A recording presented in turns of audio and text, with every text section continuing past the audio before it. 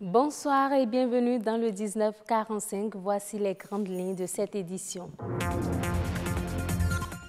Le traitement de l'eau avec la pierre d'Alun, une recette de grand-mère longtemps utilisée en Afrique. Selon les scientifiques, elle n'a aucune propriété désinfectante sur l'eau. Les images dans cette édition. Le transport des marchandises vers les pays frontaliers est assuré par les véhicules poids lourds. Pourtant, ces véhicules sont traités d'encombrants. Peut-on imaginer la transaction sans ces camions poids lourds? On en parle. Tout comme les autres véhicules, les camions doivent également être assurés avant leur mise en circulation. À quoi répond cette assurance et quelle peut être son utilité? On le découvre dans un instant.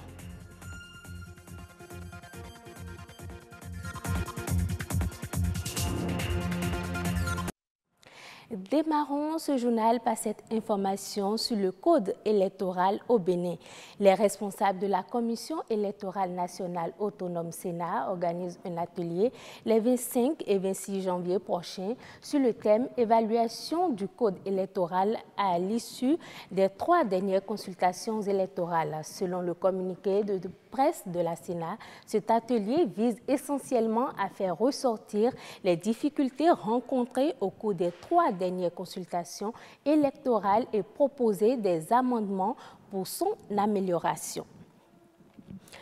Parfois impropres à la consommation, certaines personnes, surtout en milieu rural, font usage de la pierre d'Alun pour traiter l'eau, une pratique qui n'est pas recommandable. Des recherches ont montré que la pierre d'Alun n'a pas de propriété désinfectante. Reportage Jules Akoikou, Armel Dosukago. D'un usage assez varié, la pierre d'Alun est très utilisée sous les tropiques. Du traitement des odeurs corporelles au traitement de l'eau, elle reste précieuse comme pierre. C'est un produit, quand on met ça sous les aisselles, ça enlève les mauvaises haleines. Et puis, quand l'eau est un peu sale là, quand on met dans l'eau, ça enlève les saletés. Ça fait que les déchets qui sont dans l'eau là, ça se dissout dans l'eau. On peut l'utiliser aussi pour d'autres usages comme les toilettes intimes. Pour les puits, on l'utilise avec du javel pour tuer les vers dans l'eau. On l'utilise pour nettoyer la viande d'escargot, mais aussi pour brosser les enfants. Certaines femmes en font usage pour leurs toilettes intimes. Mais il y a une grosse confusion dans l'opinion sur le rôle de la pierre d'Alun. La pierre d'Alun n'a pas de propriété pour éliminer les bactéries nuisibles. Elle a la propriété de condenser, n'est-ce pas, les déchets qu'il y a dans cette eau-là. Et vous avez l'impression que l'eau devient propre parce que justement les déchets vont se mettre ensemble et se sédimenter au fond de votre récipient. Mais ce n'est pas parce que vous avez une eau translucide qu'elle est forcément de qualité microbiologique acceptable. Pierre précieuse, l'Alun règle beaucoup de problèmes, mais il est important de s'informer pour une meilleure utilisation. 40 étudiants venant du Bénin et des pays voisins ont entamé hier lundi une formation en sciences mathématiques appliquées à l'écologie, conservation et épidémiologie. Avec l'appui du Centre international de mathématiques pures et appliquées, la dite formation se tient au campus d'Abomey-Calavi. Selon le professeur Romain Glélec-Akaï, l'un des formateurs de cet atelier, la formation servira de parchemin à la résolution des problèmes auxquels les Africains font face régulièrement. Ils sont jugés encombrants et ralentissant parfois la circulation. Mais les camions jouent un rôle très important dans le transport des marchandises vers les pays frontaliers. Ils constituent aussi un vivier pour l'économie nationale. Suivez ici le reportage de William Choki pour plus de précisions.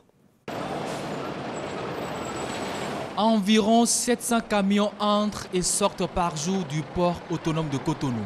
On estime à plus de 252 000 le nombre de camions qui fréquentent l'espace portuaire chaque année. La totalité de ce fret qui avoisine 7 millions de tonnes a été transportée par voie routière, c'est-à-dire par les camions. Alors, Nous avons dans ce fret-là, il y a le fret intérieur et le fret en transit. C'est-à-dire le fret en transit, ce sont surtout le transit international, c'est le fret à destination des pays de l'Interland. Nous avons le Niger, le Burkina Faso, le Mali, il y en a même la Côte d'Ivoire et le gros voisin d'à côté qui est le Nigeria. Donc il y a environ 45% du fret qui est acheminé vers ces pays-là. Maintenant, il y a aussi le fret intérieur. Le fret intérieur, c'est-à-dire le fret, les marchandises importées, mais destinées pour les besoins locaux, c'est-à-dire consommés sur le territoire national. Ces camions assurent le pré- et le post-acheminement de la totalité du fret exporté et importé. Le transport routier béninois a enregistré 43% du total des importations en 2005, 40% en 2004 et 44% en 2003, soit environ la moitié des importations et le reste partagé entre les autres pays du corridor. À l'entrée des camions dans le port de Cotonou, il y a ce qu'on appelle les macarons, qui sont des droits d'entrée des camions dans la scène portuaire. En dehors de ça, dans le port, pour les camions, il ne devrait y avoir aucune taxe. Il n'y en a pas. Ces mêmes camions doivent aller livrer des marchandises à leur destination.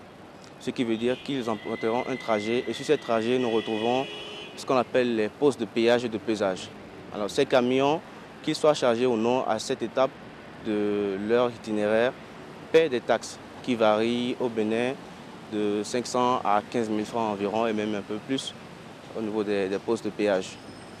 Alors les camions, le long de leur itinéraire, peuvent stationner sur des parkings, surtout au niveau des frontières. Il y a des taxes aussi qui sont payées à ce niveau. Les camions, de façon générale, pour bouger, ce n'est pas de l'eau, il faut forcément qu'il y ait de l'énergie, du carburant. Et ces camions peuvent s'approvisionner aussi dans les stations-service, assurer leur maintenance. Tout ça contribue à l'économie nationale.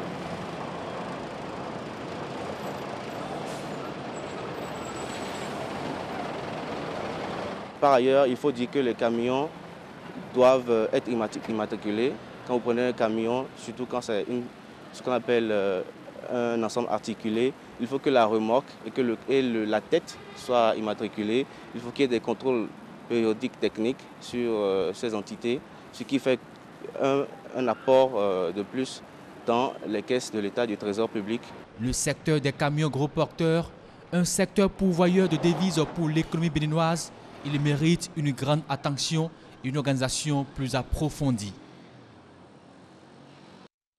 Pour tout véhicule en circulation, l'assurance est non seulement une nécessité, mais aussi une obligation. Les véhicules dits poids lourds doivent aussi répondre à cette exigence. À quoi répond l'assurance et quelle peut être son utilité? Réponse dans ce reportage de Ronald Robinson. L'assurance poids lourd, comme son nom l'indique, est une assurance réservée à tout véhicule de plus de 3,5 tonnes, qu'il soit utilisé à titre privé ou professionnel, pour le transport des biens ou des personnes. Environ 240 000 véhicules, toutes catégories confondues, sont assurés en 2012, dont plus de 15 000 camions. Dans la même année, on compte un taux de 20% de véhicules non assurés. L'assurance responsabilité civile est celle imposée par la loi 65-1 du 4 mars 1965 et appuyée par l'article 200 du Code des assurances des États membres de la CIMA, entendez Conférence interafricaine des marchés d'assurance. L'assurance responsabilité civile des véhicules terrestres à moteur est une assurance au tiers. C'est une assurance que le propriétaire de véhicule prend pour couvrir les dommages causés au tiers. Alors, de façon simple, nous allons dire que on prend l'assurance pour les véhicules, de façon générale, ou pour les camions, parce que la loi l'exige. L'État, à un moment donné, a trouvé nécessaire de prendre cette loi pour protéger ses citoyens contre, naturellement, les risques, parce qu'il est garant de la sécurité des citoyens.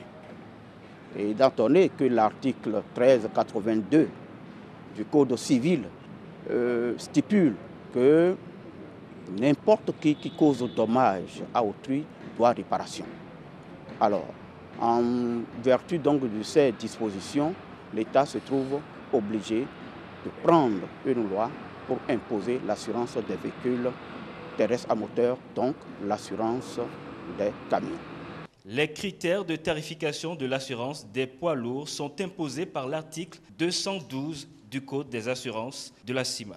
Ils sont taxés sur la zone géographique de circulation, le statut socio-professionnel et les caractéristiques du véhicule. C'est l'État qui a fixé le tarif minimal par l'arrêté 686 du 17 juin 2003. Pour les camions, il faut dire que cela varie selon les critères. Il y en a qui peuvent payer 300 000 francs. Il y en a qui payent 500 000. Mais ça dépend des différents critères. Au cours de l'exercice 2012, l'assurance en général a contribué à hauteur de 1,02% au PIB, dont 0,04% pour les camions. En regardant ce chiffre, nous pouvons dire que l'assurance participe très faiblement à l'économie nationale. Mais lorsque nous regardons le rôle économique et financier de l'assurance, eh bien, nous allons dire que de façon générale, l'assurance préserve les patrimoines des ménages, renouvelle les outils économiques. Donc, l'assurance joue un rôle important dans le domaine économique. Lorsque nous regardons également son rôle financier, nous voyons que l'assurance, par des placements, étant donné qu'elle est considérée comme étant un investisseur institutionnel, donc par les placements, eh bien, l'assurance participe à l'économie de la nation. Les différents titres émis par l'État, par exemple, eh bien, l'assurance achète ces titres-là. L'assurance se révèle comme un secteur porteur à l'économie nationale, mais pas sans la contribution de ses acteurs. Au Sénégal, la diaspora contribue substantiellement à l'économie du pays. Plus de 950 milliards de francs CFA sont investis chaque année dans l'économie. Du coup, les Sénégalais de l'extérieur deviennent les principaux bailleurs de fonds. Ils sont estimés à plus de 3 millions de résidents à l'étranger, soit environ 20% de la population totale du pays. Le Sénégal affiche ainsi, selon la Banque africaine de développement, un taux de croissance en nette progression depuis quelques années. Merci pour votre aimable attention. À bientôt.